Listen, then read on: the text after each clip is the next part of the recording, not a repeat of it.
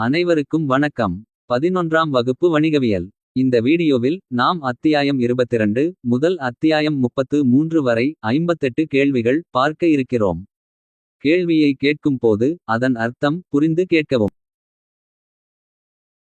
அலகு 7 வியாபாரம். அத்தியாயம் 22 வியாபாரத்தின் வகைகள். கேள்வி 1. வெளிநாட்டில் இருந்து சரக்குகள் வாங்கப்படுவது டேஸ் என அழைக்கப்படும். ஏ. ஏற்றுமதி. பி. இறக்குமதி. சி. மறு ஏற்றுமதி. டி. மீண்டும் ஏற்றுமதி. சரியான விடை ஏ. ஏற்றுமதி. வெளிநாட்டில் இருந்து சரக்குகள் வாங்கப்படுவது ஏற்றுமதி என அழைக்கப்படும். கேள்வி 2. மீண்டும் ஏற்றுமதி செய்யும் நோக்குடன் இறக்குமதி செய்வது. ஏ. வெளிநாட்டு வியாபாரம். பி. உள்நாட்டு வியாபாரம். சி. மறு ஏற்றுமதி வியாபாரம். டி. வியாபாரம். சரியான விடை சி. மறு ஏற்றுமதி வியாபாரம். மீண்டும் ஏற்றுமதி செய்யும் நோக்குடன் இறக்குமதி செய்வது மறு ஏற்றுமதி வியாபாரம். கேள்வி 3. உற்பத்தியாளருக்கும் நுகர்வோருக்கும் இடையே இணைப்புச் சங்கிலியாக இருப்பது. ஏ. வியாபாரம். பி. தொழிற்சாலை. சி. வணிகம். டி. வர்த்தகம். சரியான விடை ஏ. வியாபாரம். உற்பத்தியாளருக்கும் நுகர்வோருக்கும் இடையே இணைப்புச் சங்கிலியாக இருப்பது வியாபாரம். கேள்வி 4. உள்நாட்டு வியாபாரத்தின் நோக்கம் டேஸ். ஏ. வாழ்க்கை தரத்தை உயர்த்துவது. பி. அத்தியாவசிய பொருட்களையும் சேவைகளையும் சிக்கன விலையில் வழங்குவது. சி. தேசிய வருமானத்தை உயர்த்துவது. டி. அனைத்து பொருட்களையும் கிடைக்கச் செய்தல். சரியான விடை பி. அத்தியாவசிய பொருட்களையும் சேவைகளையும் சிக்கன விலையில் வழங்குவது. உள்நாட்டு வியாபாரத்தின் நோக்கம் அத்தியாவசிய பொருட்களையும் சேவைகளையும் சிக்கன விலையில் வழங்குவது. கேள்வி 5. உள்நாட்டு வியாபாரத்தை டேஸ் வகைகளாக பிரிக்கலாம். ஏ. 3. பி. 4. சி. 2. டி. 5.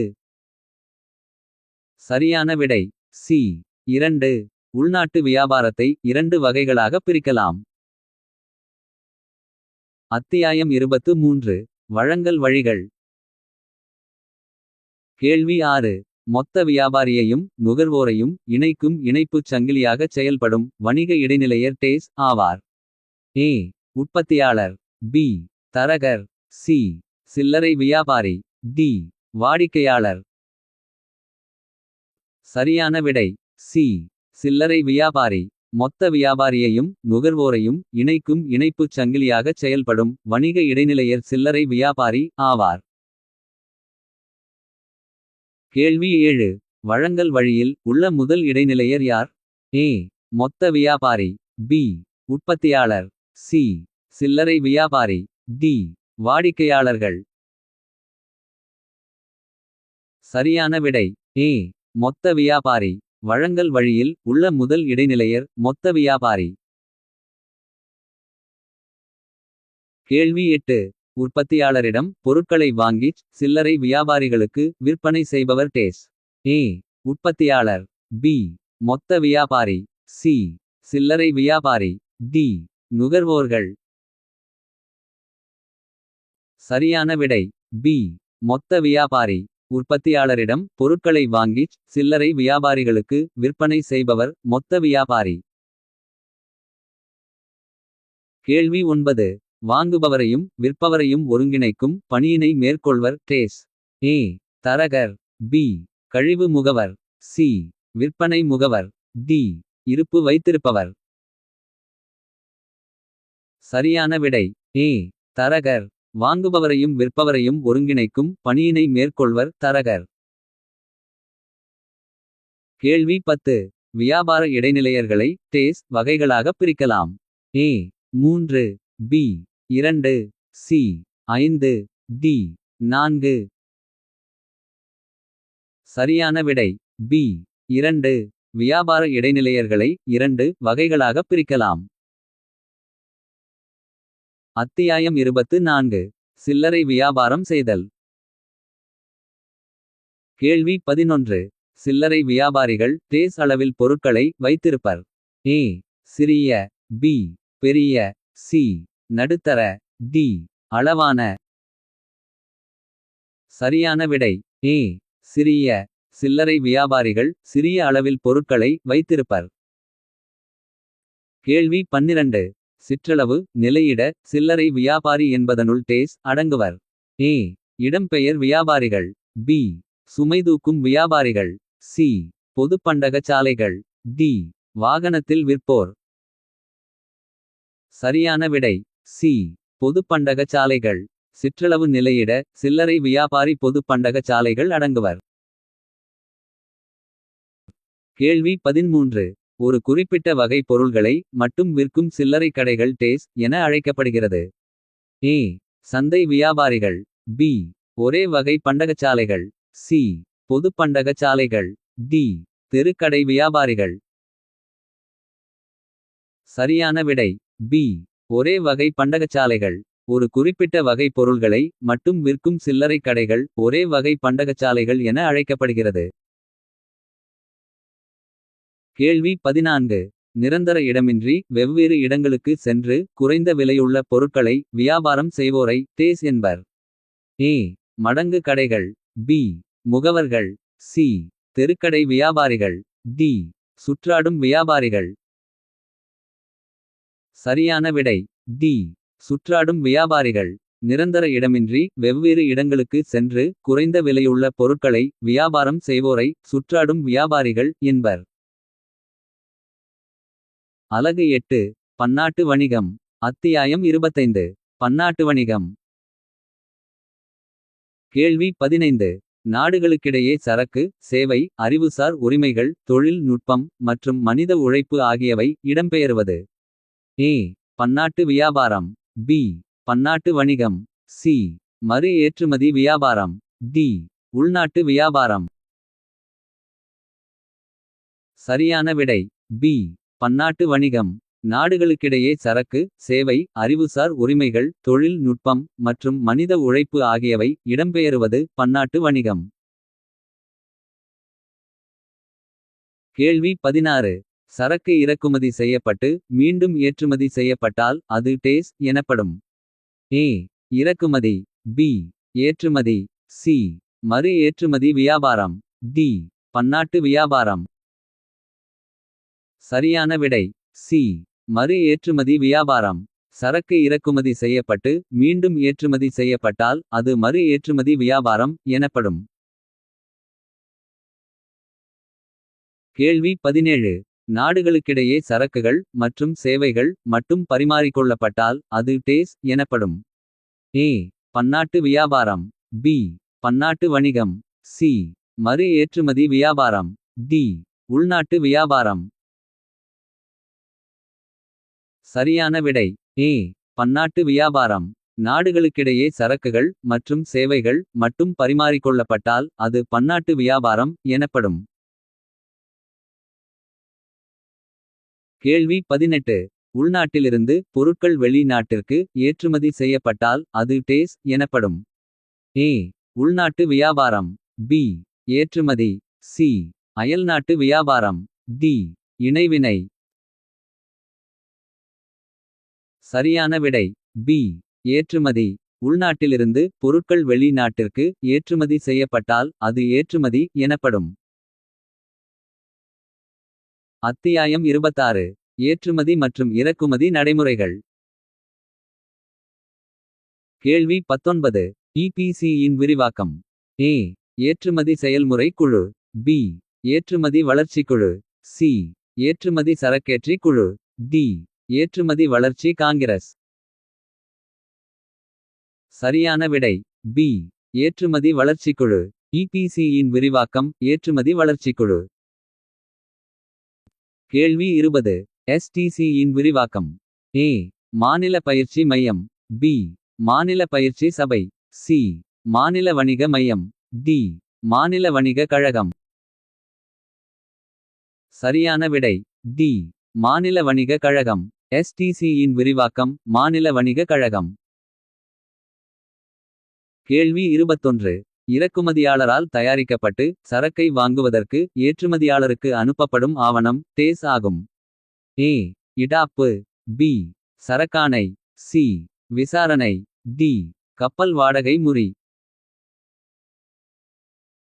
சரியான விடை பி. சரக்காணை.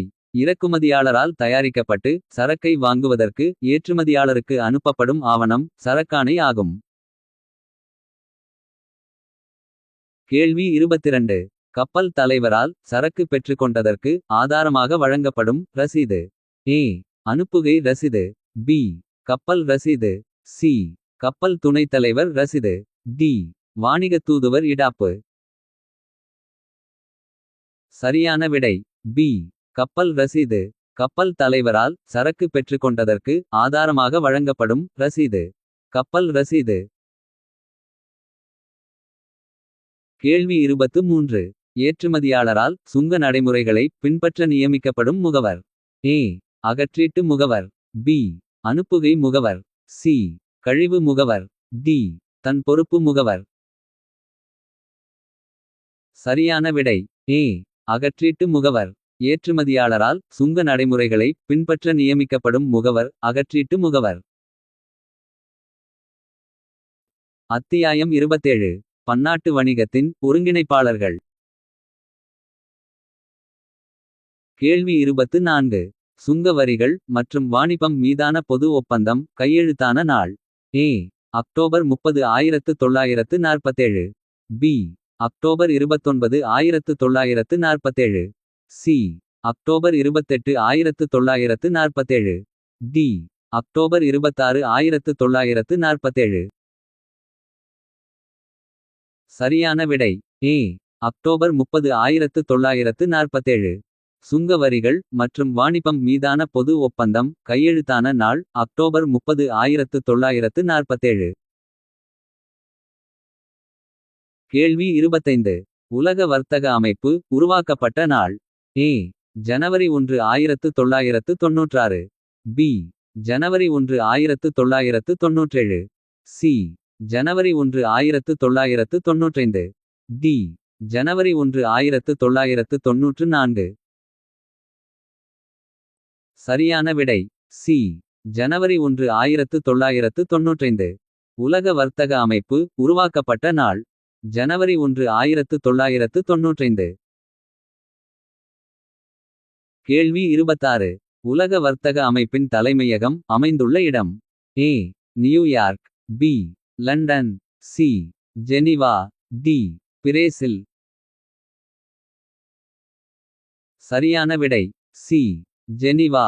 உலக வர்த்தக அமைப்பின் தலைமையகம் அமைந்துள்ள இடம் ஜெனீவா. கேள்வி 27. உலக வர்த்தக அமைப்பின் தினசரி அலுவல் டேஸ் டம் ஒப்படைக்கப்பட்டிருக்கிறது. ஏ. மேலாண்மைக்குழு. பி. பொதுக்குழு. சி. நிர்வாகக்குழு. டி. பொதுச்சபை. சரியான விடை பி. பொதுக்குழு. உலக வர்த்தக அமைப்பின் தினசரி அலுவல் பொதுக்குழு டம் ஒப்படைக்கப்பட்டிருக்கிறது. கேள்வி 28. உலக வங்கி அமைந்திருப்பது. A. Washington DC. B. New York. C. Tokyo. D. Hong Kong. சரியான விடை ஏ. Washington DC. உலக வங்கி அமைந்திருப்பது வாஷிங்டன் டிசி. அத்தியாயம் 28. செலுத்துதல் சமநிலை மற்றும் வாணிபச் சமநிலை. கேள்வி 29. ஒரு நாட்டில் குடியிருப்போருக்கும் மற்றொரு நாட்டில் குடியிருப்போருக்கும் இடையே நடைபெறும் நடவடிக்கைகள் பதிவு செய்யப்பட்ட அறிக்கை. ஏ. செலுத்தல் சமநிலை. பி. வாணிப சமநிலை. சி. பெறுதல் செலுத்தல் அறிக்கை. டி. கணக்கியல் அறிக்கை. சரியான விடை ஏ. செலுத்தல் சமநிலை. ஒரு நாட்டில் குடியிருப்போருக்கும் மற்றொரு நாட்டில் குடியிருப்போருக்கும் இடையே நடைபெறும் நடவடிக்கைகள் பதிவு செய்யப்பட்ட அறிக்கை செலுத்தல் சமநிலை. கேள்வி 30. செலுத்தல் சமநிலை உள்ளடக்கியது. ஏ. நடப்பு கணக்கு. பி. முதல் கணக்கு. சி. பெறுதல் செலுத்தல் கணக்கு. டி. நடப்பு கணக்கு மற்றும் முதல் கணக்கு. சரியான விடை டி. நடப்பு கணக்கு மற்றும் முதல் கணக்கு. செலுத்தல் சமநிலை உள்ளடக்கியது நடப்பு கணக்கு மற்றும் முதல் கணக்கு.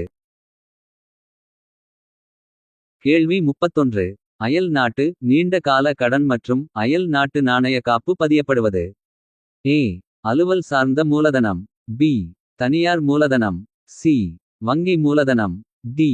அலுவல் சார்ந்த மூலதனம் மற்றும் தனியார் மூலதனம். சரியான விடை டி. அலுவல் சார்ந்த மூலதனம் மற்றும் தனியார் மூலதனம். அயல் நாட்டு நீண்ட கால கடன் மற்றும் அயல் நாட்டு நாணய காப்பு பதியப்படுவது அலுவல் சார்ந்த மூலதனம் மற்றும் தனியார் மூலதனம். கேள்வி 32. அலுவல் சார்ந்த மூலதனம் என்பது. ஏ. இந்திய ரிசர்வ் வங்கியின் அயல் நாட்டு நாணய மதிப்பு. பி. அரசின் சிறப்பு எடுப்பு உரிமை. சி. ஆ மற்றும் ஆ இரண்டும். டி. அயல் நாட்டு மூலதனம். சரியான விடை சி. ஆ மற்றும் ஆ இரண்டும். அலுவல் சார்ந்த மூலதனம் என்பது இந்திய ரிசர்வ் வங்கியின் அயல் நாட்டு நாணய மதிப்பு. அரசின் சிறப்பு எடுப்பு உரிமை. கேள்வி 33. செலுத்து சமநிலையின் உபரி வெளிக்காட்டுவது. ஏ. ஏற்றுமதி இறக்குமதியை விட அதிகமாக இருத்தல். பி. இறக்குமதி ஏற்றுமதி இரண்டும் சமமாக இருத்தல். சி.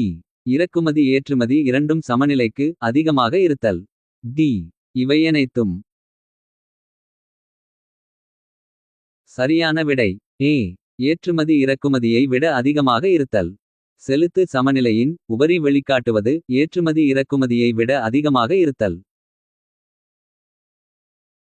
அலகு 9. இந்தியா ஒப்பந்தச் சட்டம். அத்தியாயம் 29. ஒப்பந்தத்தின் கூறுகள்.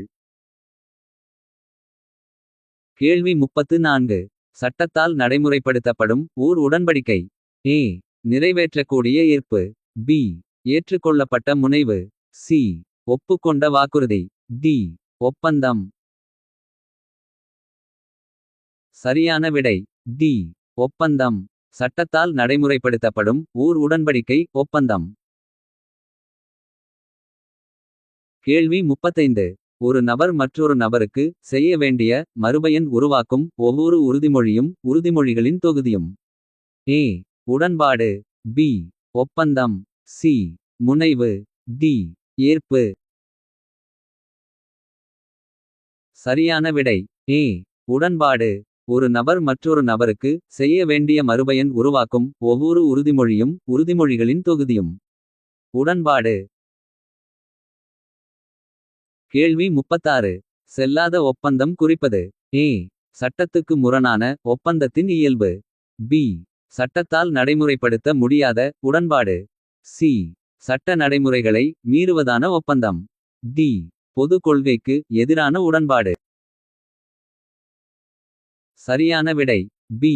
சட்டத்தால் நடைமுறைப்படுத்த முடியாத உடன்பாடு. செல்லாத ஒப்பந்தம் குறிப்பது சட்டத்தால் நடைமுறைப்படுத்த முடியாத உடன்பாடு. கேள்வி 37. செல்லுபடியாக கூடிய ஏற்பு. ஏ. அறுதியிட்டு கூறுதல். பி. தகுதியற்றது. சி. அறுதியிட்டு கூறுதல் மற்றும் தகுதியற்றது. டி. நிபந்தனையுடையது. சரியான விடை சி. அறுதியிட்டு கூறுதல் மற்றும் தகுதியற்றது. செல்லுபடியாக கூடிய ஏற்பு அறுதியிட்டு கூறுதல் மற்றும் தகுதியற்றது. கேள்வி 38. இளவருடன் செய்யும் ஒப்பந்தம். ஏ. செல்தகு ஒப்பந்தம். பி. செல்லாத ஒப்பந்தம். சி. தவிர்த்தகு ஒப்பந்தம். டி. மற்றொரு தரப்பினரின் விருப்பத்தின் பேரில். சரியான விடை பி. செல்லாத ஒப்பந்தம். இளவருடன் செய்யும் ஒப்பந்தம் செல்லாத ஒப்பந்தம். அத்தியாயம் 30. ஒப்பந்தம் நிறைவேற்றம். கேள்வி 39. செல்லத்தக்க நிறைவேற்றம் ஒப்பந்த நபர்கள் தங்களுடைய கடமையை செய்வது அந்த ஒப்பந்தம். ஏ. ஒப்பந்த நிறைவேற்றம். பி. நடைமுறைப்படுத்தப்படும். சி. செல்லாதது. டி. இவை எதுவும் இல்லை. சரியான விடை ஏ. ஒப்பந்த நிறைவேற்றம். செல்லத்தக்க நிறைவேற்றம் ஒப்பந்த நபர்கள் தங்களுடைய கடமையை செய்வது அந்த ஒப்பந்தம். ஒப்பந்த நிறைவேற்றம். கேள்வி 40. பின்வரும் நபர்களில் யாரால் ஒப்பந்தம் நிறைவேற்ற முடியும். ஏ. வாக்குறுதி வழங்குபவர் மட்டும். பி. வாக்குறுதி வழங்குபவரின் சட்ட பிரதிநிதிகள். சி. வாக்குறுதி வழங்குபவரின் முகவர். டி. இவை அனைத்தும். சரியான விடை டி. இவை அனைத்தும். பின்வரும் நபர்களில் வாக்குறுதி வழங்குபவர், வாக்குறுதி வழங்குபவரின் சட்ட பிரதிநிதிகள், வாக்குறுதி வழங்குபவரின் முகவர். ஒப்பந்தம் நிறைவேற்ற முடியும். கேள்வி 41. ஏ. பி. சி கூட்டு ஒப்பந்தத்தின்படி 50,000 ரூபாய் டி என்பவருக்கு செலுத்த வேண்டும் என ஒப்பந்தம் செய்யப்பட்டது. அதை நிறைவேற்றுவதற்கு முன் சி இறந்து விடுகிறார். இங்கே ஒப்பந்தம் ஏ. சியின் மரணத்தினால் ஒப்பந்தம் செல்லாது. பி. சி. சட்ட பிரதிநிதிகளுடன் சேர்ந்து ஏ மற்றும் பி ஆகியோரால் ஒப்பந்தம் நிறைவேற்றப்பட வேண்டும். சி. ஏ மற்றும் பி மட்டும் தனியாக நிறைவேற்றப்பட வேண்டும். டி. ஏ. பி மற்றும் டிக்கு இடையே ஒப்பந்தம் புதுப்பிக்கப்பட வேண்டும். சரியான விடை பி. சி. சட்ட பிரதிநிதிகளுடன் சேர்ந்து ஏ மற்றும் பி ஆகியோரால் ஒப்பந்தம் நிறைவேற்றப்பட வேண்டும். ஏ. பி. சி கூட்டு ஒப்பந்தத்தின்படி 50,000 ரூபாய் டி என்பவருக்கு செலுத்த வேண்டும் என ஒப்பந்தம் செய்யப்பட்டது. அதை நிறைவேற்றுவதற்கு முன் சி இறந்து விடுகிறார். இங்கே ஒப்பந்தம் சி. சட்ட பிரதிநிதிகளுடன் சேர்ந்து ஏ மற்றும் பி ஆகியோரால் ஒப்பந்தம் நிறைவேற்றப்பட வேண்டும். கேள்வி 42. இவர்களில் யார் வாக்குறுதியின் நிறைவேற்றத்தை கோர முடியாது? ஏ. வாக்குறுதி பெறுபவர். பி. கூட்டு வாக்குறுதி அளித்தவர்கள். சி. ஒரு வாக்குறுதி பெறுபவர் மரணத்தின் போது அவரது சட்ட பிரதிநிதி. டி. ஒப்பந்தத்திற்கு மூன்றாம் நபர். சரியான விடை டி. ஒப்பந்தத்திற்கு மூன்றாம் நபர். ஒப்பந்தத்திற்கு மூன்றாம் நபர் வாக்குறுதியின் நிறைவேற்றத்தை கோர முடியாது. கேள்வி 43. மூன்றாம் நபர் என்று யாரை கூறுகின்றோம்? ஏ. வாக்குறுதி அளிப்பவர். பி. வாக்குறுதி பெறுபவர். சி. முகவர். டி. சட்டரீதியான பிரதிநிதி. சரியான விடை சி. முகவர். மூன்றாம் நபர் என்று முகவரை கூறுகின்றோம். அத்தியாயம் 31. ஒப்பந்த விடுவிப்பு மற்றும் ஒப்பந்தம் மீறுகை. கேள்வி 44. ஒரு செல்லத்தகு ஒப்பந்த நிறைவேற்றத்தில் ஒப்பந்த நபரின் கடமை. ஏ.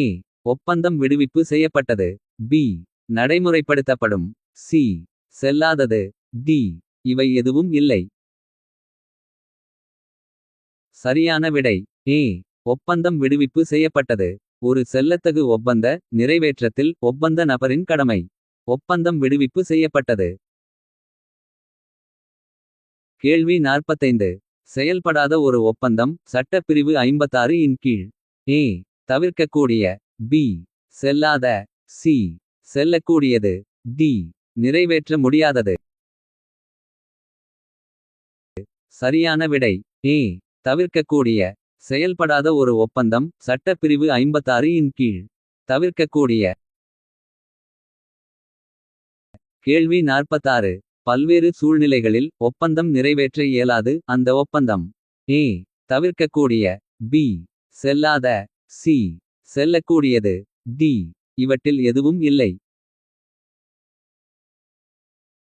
சரியான விடை பி. செல்லாத. பல்வேறு சூழ்நிலைகளில் ஒப்பந்தம் நிறைவேற்ற இயலாது அந்த ஒப்பந்தம். செல்லாத ஒப்பந்தம். கேள்வி 47. இருதரப்பு ஒப்பந்தம் மூலம் விடுவிக்கப்படுவது. ஏ. பரிமாற்றம். பி. ரத்து செய்தல். சி. திருத்தம். டி.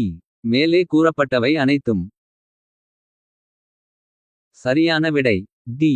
மேலே கூறப்பட்டவை அனைத்தும். இருதரப்பு ஒப்பந்தம் மூலம் விடுவிக்கப்படுவது. பரிமாற்றம். ரத்து செய்தல். திருத்தம். கேள்வி 48. ஒப்பந்த மீறலுக்கு கொடுக்கப்பட்ட இழப்பீடு. ஏ. சேதம். பி. ஊதியம். சி. பணம். டி. காசோலை. சரியான விடை ஏ. சேதம். ஒப்பந்த மீறலுக்கு கொடுக்கப்பட்ட இழப்பீடு. சேதம். அலகு 10. நேர்முக மற்றும் மறைமுக வரிகள். அத்தியாயம் 32. நேர்முக வரிகள். கேள்வி 49. வருமான வரி என்பது. ஏ. வியாபார வரி. பி. நேரடி வரி. சி. மறைமுக வரி. டி. சேவை வரி. சரியான விடை பி. நேரடி வரி. வருமான வரி என்பது நேரடி வரி. கேள்வி 50. கணக்கீட்டு ஆண்டு என்பது ஏ. ஏப்ரல் 1 முதல் மார்ச் 31 வரை. பி. மார்ச் 1 முதல் பிப்ரவரி 28 வரை. சி. சூலை 1 முதல் சூன் 30 வரை. டி. சனவரி 1 முதல் டிசம்பர் 31 வரை. சரியான விடை ஏ. ஏப்ரல் 1 முதல் மார்ச் 31 வரை. கணக்கீட்டு ஆண்டு என்பது ஏப்ரல் 1 முதல் மார்ச் 31 வரை. கேள்வி 51. வருமானம் ஈட்டப்பட்ட ஆண்டு என்பது ஏ. கணக்கீட்டு ஆண்டு. பி. முந்தைய ஆண்டு.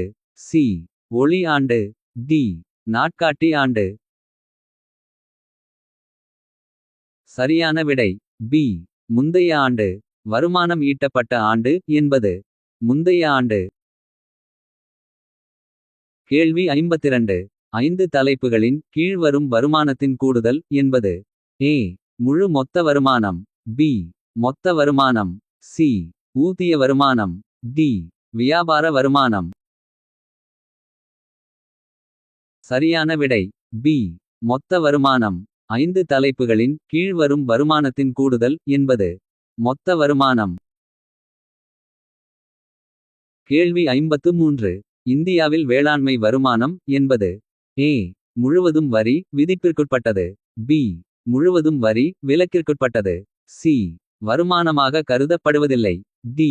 மறைமுக வரி. சரியான விடை பி. முழுவதும் வரி விலக்கிற்குட்பட்டது. இந்தியாவில் வேளாண்மை வருமானம் என்பது முழுவதும் வரி விலக்கிற்குட்பட்டது.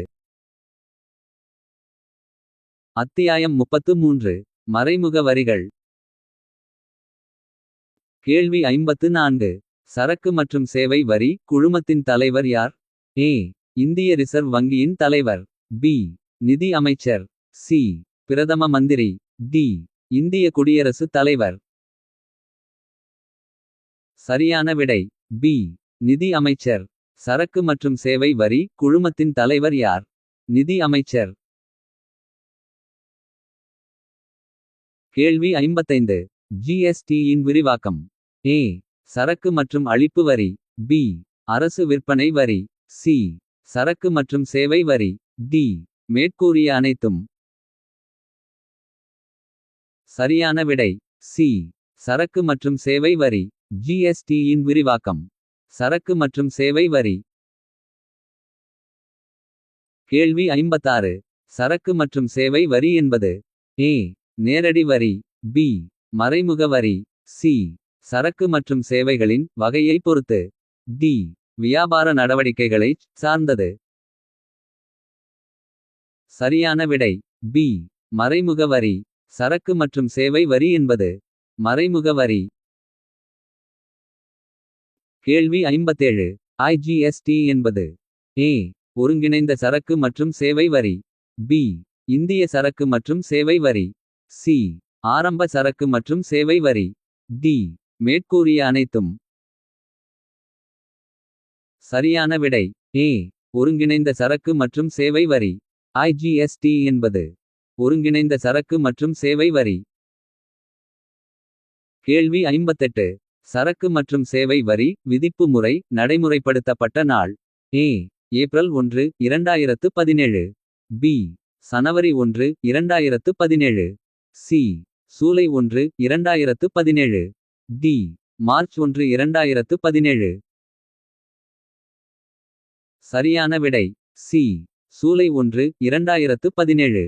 சரக்கு மற்றும் சேவை வரி விதிப்பு முறை நடைமுறைப்படுத்தப்பட்ட நாள் சூலை 1 2017. நன்றி வணக்கம்.